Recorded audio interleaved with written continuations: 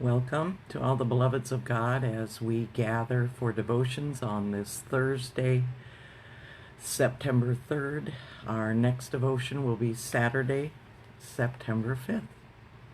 This morning we will be in the Gospel of Matthew, chapter 18, verses 15 to 20. I am Heather E. Clausen, pastor of Bethel Lutheran Church and the United Methodist Church, both in Herman, Minnesota. So just a little bit about the context of our passage in Matthew. In chapter 18, what Jesus speaks about, to the disciples and to those gathered listening, and of course to us who listen in our era today, about how our thoughts, our attitudes, and our actions cannot in any way stand in the way of what Jesus calls the little ones, the ones that are vulnerable. We cannot be in any way harming them. Of course, that always means a little bit of checking to see whether unconsciously and in some of our thoughts and attitudes and actions we might. So just before our passage today is the parable of the sheep, the 99. How Jesus tells this parable to understand that, to let us understand that there will be no letting go. Someone who wanders, someone who deviates or struggles, or God is going to still search, care, and bring back that one. So let me share these words and then I'll talk just a little bit about them. Matthew 18, 15 to 20 from the New Revised Standard Version. Jesus said to his disciples, "If another member of the church sins against you, go and point out the fault when the two of you are alone. If that member listens to you, you have regained that one. But if you are not listened to, take one or two others along with you, so that every word may be confirmed by the evidence of 2 or 3 witnesses. If the member refuses to listen to them, tell it to the church. And if the offender refuses to listen even to the church, let such a one be to you as a Gentile and a tax collector. Truly I tell you, whatever you bind on earth will be bound in heaven, and whatever you loose on earth will be loosed in heaven. Again I tell you, if 2 of you agree on earth about anything you ask, it will be done for you by my Father in heaven. For where 2 or 3 are gathered in my name, I am there among them." That passage of Scripture has resulted over the years in many things, and some of them hurtful and harmful. It has been used as an excuse to shun people who don't follow the expected behavior or the rules of faith. It has also resulted in some good practices, one of them called the rule of Christ, how we are to be with one another. And if you paid attention over and over and over and over in this passage, it's listen, listen, listen. What we tend to do, and even more so today because of social media, is we do not talk directly to the one person. When we don't do that, neither one gets a true hearing. When we don't talk directly, there is no resolution. What we tend to do is circle in other people. Instead of talking directly to the person that we're upset with, we tend to tell others. And that's called triangulation in systems theory, where we hook other people into our fight and then stand back and let them deal with it. What Jesus is saying is that we need to talk directly. So let's use social media for example.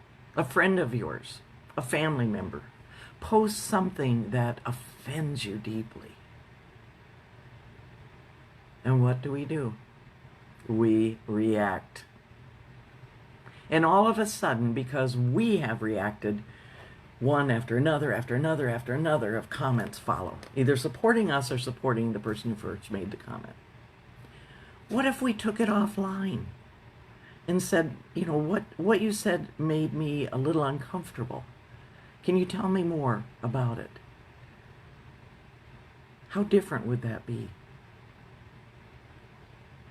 That is what Jesus is talking about.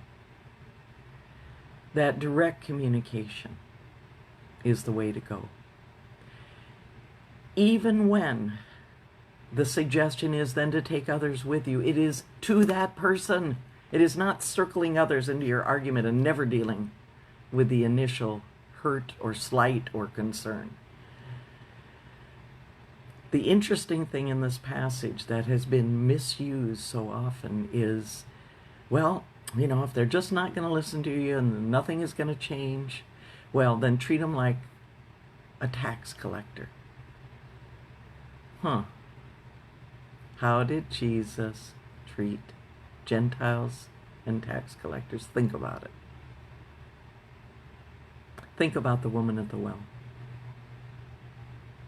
Think about the Roman officers who came to Jesus for healing for a family member. Think about Matthew, whose gospel this is, was a tax collector. Puts it through a different filter, doesn't it? It reminds us that what God is always doing, and for us as Christians through Jesus, is that constant reaching out. Remember what came just before? The 99, getting the one who had gone astray, who had wandered away. Taking the time, the heart, the intention, the love. That's what we're to do too. It is so hard in these partisan argument times. Everything becomes an argument. Too easily online because you're not face to face. Too easy to take a pot shot or to react negatively and not find out why that person reposted what they did or said what they did. And it keeps going, and guess what happens? The anger keeps growing. The conflict keeps growing. And now other people are a part of that. When you are the one who were bothered by what was there, we have the responsibility to take it out of the social media. Don't triangulate tons of other people into the argument. What Jesus prescribes here is a process. Always to the point that the one will be searched for. The one is still beloved. The one is worth circling back in. It is a wonderful, wonderful lesson. It is an opportunity to hear, to listen. And we're not good at listening, even in one-to-one conversations. It's a training to listen better. We listen to respond. We don't listen to hear. It's one of the reasons that one of the best practices we can do is active listening, where we state back to the person what we heard. It gives them an opportunity to say, whoa, is that what you heard? Let me frame it differently. Or to say, yes, that's what I meant, and then the dialogue can begin. Either way, we have heard, been listened to, and been allowed to respond. Much less reactive. But it isn't always easy, is it? To do the direct. But Jesus doesn't give us any wiggle room, does he? Most of the time he doesn't. He has a standard that we are to be working toward. And this one is how to communicate. It involves hearing, listening, and then responding. It is a beautiful rule of Christ. not only for people of faith, but what if in society this is how we communicated? Wouldn't that be beautiful? Go in peace today.